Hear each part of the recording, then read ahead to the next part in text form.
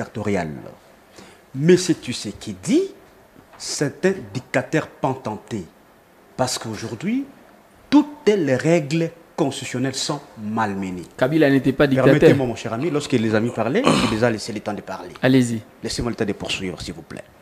C'est-à-dire, aujourd'hui, toutes les règles constitutionnelles sont malmenées. La démocratie, elle est remise en question. L'état des droits, aujourd'hui, il est plus que poignardé. C'est-à-dire, toutes ces conditions-là nous font croire que nous sommes en face, véritablement, d'un régime dictatorial, mon cher ami Merveille.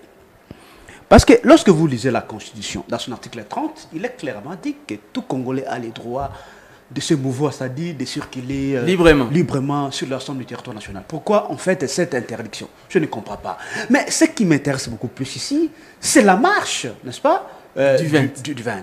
Parce que avec nos amis de l'Union sacrée, ce qui est vrai, c'est qu'ils n'arrivent pas, à raconter les raisons de la marche. Parce que la question importante que nous devons nous poser ici sur ce plateau, c'est celle de dire, est-ce que cette marche, elle était donc opportune? Oui ou non? Voilà, c'est ça la grande question. Parce qu'ils sont dans les à côté. Nous devons analyser les fonds. Je vous pose à vous maintenant la question. La marche était Cette marche, elle était plus qu'opportune. Justifiée. Attendez, parce que les raisons de la marche sont plus que connues. La première raison, ici, on dit qu'on est en train de marcher. Si vous parler à travers le micro. Oui, donc, on est en train de marcher contre la vie chère. Oui. Et d'ailleurs, pour ça, mon cher ami, je voudrais ici baser ma réflexion sur la citation d'un grand philosophe, Adam Smith. Dans sa conception bilatère de la théorie de l'économie politique, Adam Smith conçoit un homme politique comme celui qui, par sa gestion, procure la paix sociale, procure la tranquillité sociale. Est-ce qu'aujourd'hui, permettez-moi, mon cher ami, pouvons-nous tabler sur les conditions de vie du peuple congolais? Un exemple concret, vous savez, l'ancien président El-Béchir du Soudan, oui, il avait été chassé du pouvoir du fait que le prix du pain avait augmenté, vous le savez? Le pain. Le pain seulement. Il avait été chassé du pouvoir. La réalité sur le terrain aujourd'hui, c'est que tous les prix des denrées alimentaires, je pense que nos amis doivent nous raconter là-dessus, tous les prix des denrées alimentaires ici ont augmenté. Mon ami qui est à mes côtés, il fait cet exercice régulièrement d'ailleurs. N'est-ce pas? En démontrant comment est-ce que... Qu'ils appelaient théâtre. Exactement. Qu'aujourd'hui, les conditions de vie du peuple congolais ne font que se dégrader, mon cher ami. Parce que pour jauger la capacité de gestion du pouvoir, on l'évalue toujours, mon cher ami Merveille, sur le panier de la ménagère.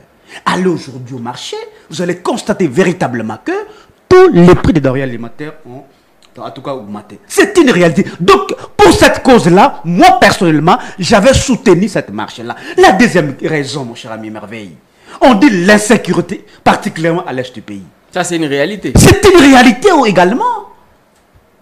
Et aujourd'hui, mon cher ami Merveille, ce qui est vrai, c'est que M. Tshisekedi n'a aucune vision pour la République. Et plus particulièrement dans ce domaine sécuritaire. Non, mais il se bat quand même. Permettez-moi. Permettez-moi. J'en viens. Et ces marques de vision, justement, se résument dans sa politique de tâtonnement, dans sa politique de erreurs, mon cher ami. Vous avez évoqué ici, n'est-ce pas, l'instauration de l'état de siège, qui avait pour rôle, bien entendu, la mission de régler cette question de la sécurité à l'est du pays. Un fiasco. Oui. Il a décidé ensemble avec Museveni d'initier des opérations conjointes entre notre armée et l'armée ougandaise. Un fiasco. Il a fait appel à l'armée de Kenya, oui, Kenyan, mais aussi l'armée sous-régionale ici de la EAC. Un fiasco. Aujourd'hui, il fait appel justement à l'armée de la SADC. Vous savez, c'est quelqu'un qui n'a pas une vision claire et éclairée sur cette question de la sécurité, mon cher ami.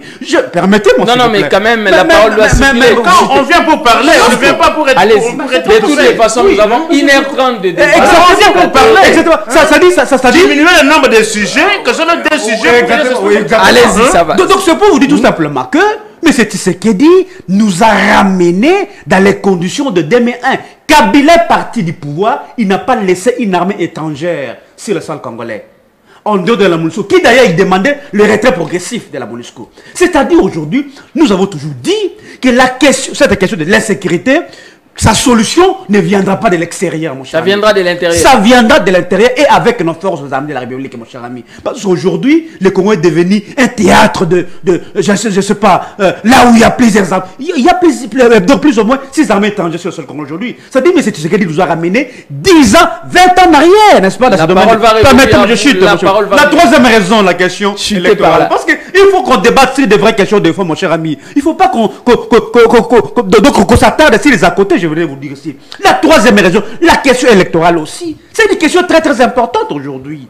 D'ailleurs, j'aurais appris qu'il y a un sit-in ici. C'est jeudi. Demain. Donc c'est pour vous montrer tout simplement les raisons de la marche, elles sont plus que nobles. Nos amis doivent nous rencontrer là au-dessus. Tant qu'ils ils sont dans les à côté. Matata avait déjà géré, Moïse Katumbi a été fait gouverneur. Voilà, ça c'est un débat trop bas, mon cher ami. Merci beaucoup. Faites vite parce qu'Herman doit aussi parler. Maître Pétia, sinon on risque de croire que c'était un complot. Déjà amené Herman dans un schéma où tout le monde ici. Il aura pour son compte. Allez-y, Maître Pétias. Merci beaucoup. J'aimerais d'abord apaiser mon ami. Ce n'est pas pour rien que je sois à ses côtés. C'est juste pour garantir la sécurité. La sécurité. Et je suis en train de lui rappeler